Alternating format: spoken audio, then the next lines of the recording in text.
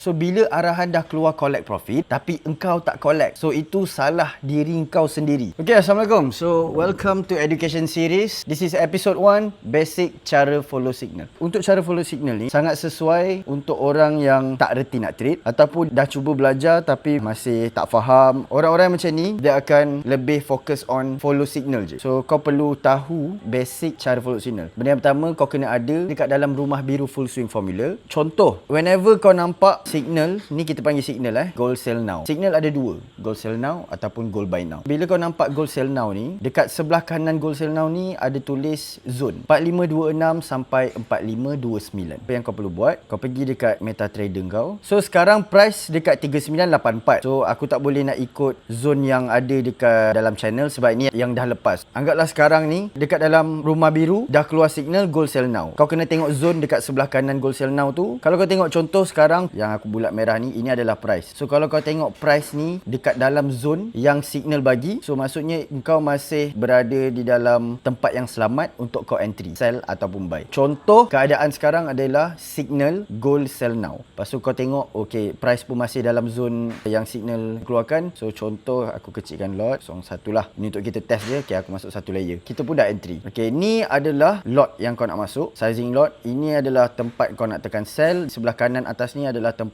kau nak tekan buy. Yang penting kau kena tahu engkau dekat pair mana. Contoh macam full swing formula fokus on gold sahaja, kau kena make sure engkau dekat pair XAU USD. XAU USD akan ada dekat sini. Selalu masalah trader-trader beginner, diorang follow signal tapi channel keluar XAU USD dan kau sendiri dekat pair tak apa-apa. Yang GBP USD lah, GBP JPY lah. So orang lain dah profit, engkau masih floating ataupun loss disebabkan kau tengah trade dekat pair yang salah. Kalau kau tak tahu mana nak cari, kau boleh tekan quotes kiri bawah. Lepas tu kau boleh search simbol ni, kau just search XAU USD kat sini and then kau boleh select. Kau dah pun dekat XAU USD punya pair. XAU USD ni sama dengan gold lah. Gold sama dengan XAU USD. Bila kau dah entry, just tunggu dia proses. Bila floating baru tambah layer. Itu semua tinggal nak tunggu arahan daripada full swing formula. Sebab style full swing formula, once dah entry, kita akan monitor chart sama-sama sampai setup to settle. Sama ada cut loss, hit SL ataupun take profit. Kita back to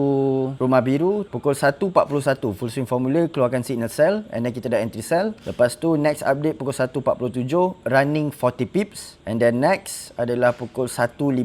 Daripada signal keluar 1.41 sampai 1.50 ambil masa lebih kurang 9 minit. So pukul 1.50 dah ada arahan collect profit hold sikit plus BE. Collect profit maksudnya dia dah running. Contoh sell. Bila kita tekan sell, kita mengharapkan price untuk turun supaya kita profit. Kalau kita buy pula, kita mengharap